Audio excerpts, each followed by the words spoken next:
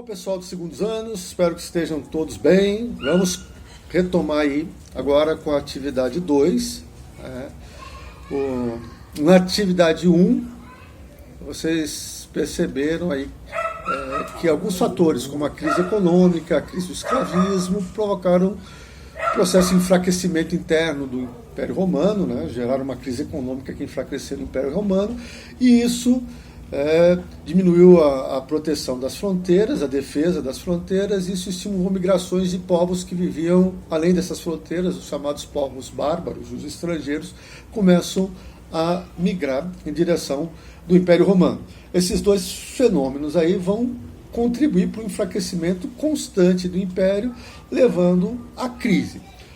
Hoje nós vamos ver um período, né, que começa com essas invasões e com essa crise, chamado de Baixo Império. Então, é o período final do Império Romano. Bom, essas crises, tanto a crise do escravismo, a crise econômica, quanto as invasões bárbaras, migrações bárbaras, elas encontraram uma certa resistência de alguns imperadores, né? Vários tentaram combater esses fenômenos, tentaram evitar a desestruturação do Império. Mas não teve jeito. Com o tempo, o Império foi se enfraquecendo e chegou um momento que ele simplesmente, pelo menos parte dele, simplesmente acaba.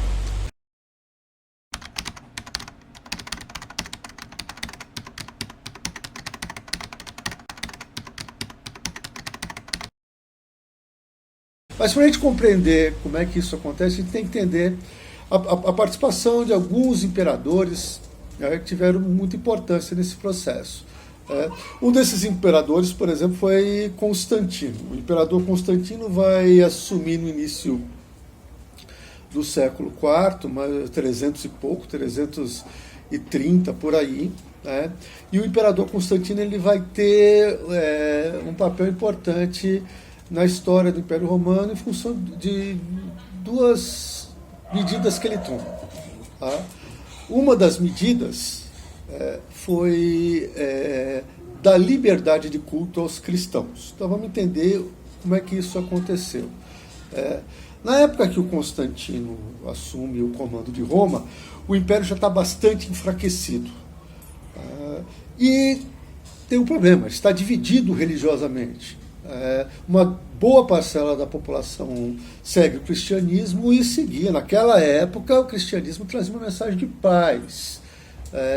Então, naquela época, o cristianismo falava que você tem que oferecer a outra face quando você é agredido, nada de vingança, era uma mensagem de paz. E os cristãos se recusavam a servir o exército, por exemplo, tomar parte em atos de violência. Então, isso era difícil, com uma boa parcela da população sendo cristã, já embora não pudesse praticar livremente a sua religião, era difícil fortalecer o exército.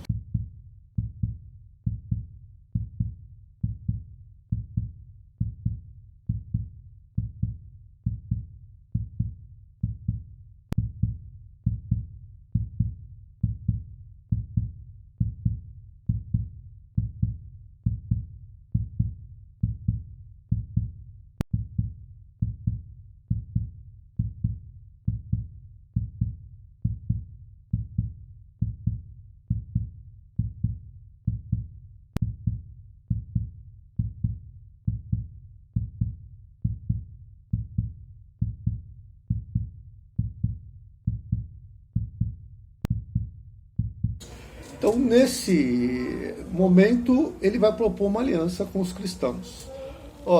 Cristãos, vocês abandonam essa resistência de se integrar ao exército romano, que eu dou liberdade de culto para vocês. E foi feito isso.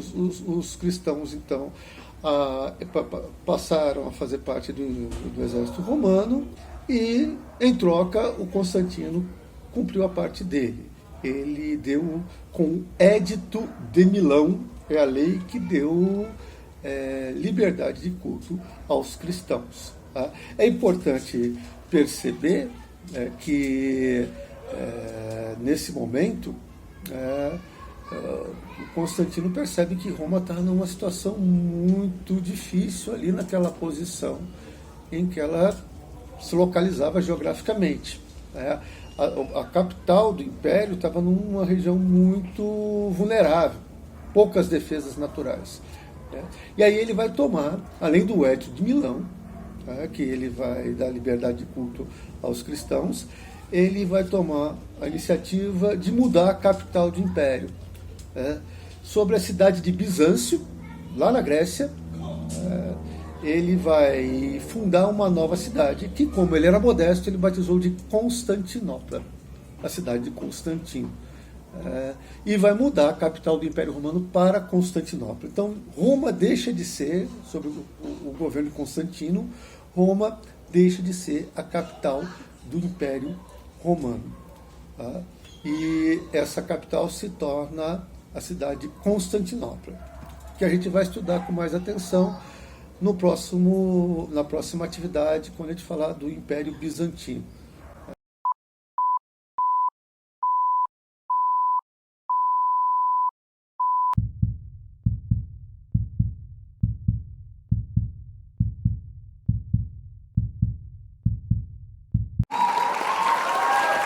Então, sobre a cidade de Bizâncio, ele reconstrói, faz uma cidade super fortificada, super murada, e, com isso, acredita estar protegendo mais a capital do Império. Aí os romanos, ou pelo menos parte da elite romana, vai se mudar para Constantinopla. Okay? Então, são as duas medidas que o Constantino toma. Um pouquinho antes de Constantino, o Diocleciano, o imperador que governou imediatamente antes de Constantino, no finalzinho do século III, 290 e poucos, ele vai tentar conter a crise econômica com uma lei chamada Editus Maximus, ou Edito Máximo. Ele vai tentar congelar preços, salários, tentando acabar com aquele processo inflacionário que estava atormentando a economia romana.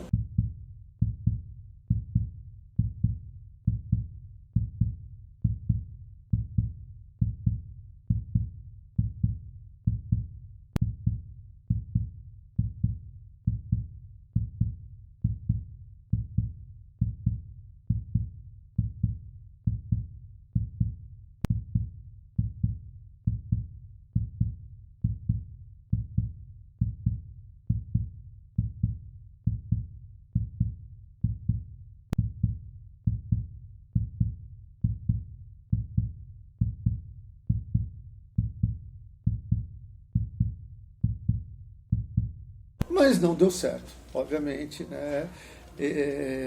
Conter a inflação a partir de uma lei que congele preços e salários não costuma ser muito eficaz. Né? Eu passei isso daí no começo dos anos 80, 1986, né? Eu já tinha meus 20 anos, e havia uma inflação muito grande naquela época, a inflação chegava a quase 100% ao mês. Isso quer dizer que se uma coisa custava R$10 esse mês, no mês seguinte custava 20, no outro 40, no outro 80, no final do ano já estava custando já 300. O dinheiro na época eu acho que era cruzeiro, nem me lembro mais, cruzado, foi tanto dinheiro ao longo. Mas para tentar conter o processo de inflação, o presidente da época, o Sarney, ele decretou um tabelamento de preços e salários.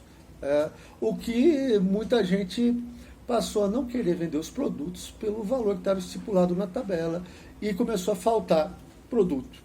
E se faltava produto, ele só era vendido, né, pelo preço que estava acima da tabela. Por mais que você tentasse fiscalizar, não tinha jeito. Né? Só um parênteses aí para vocês verem que não é fácil controlar o processo inflacionário. Naquela época até se criou essa figura do ágio. Né? Se fosse comprar alguma coisa, o cara falava, ó, a tabela é tanto, eu vendo pela tabela, mas você tem que esperar 6 meses para conseguir isso daqui. Tá? Esperar o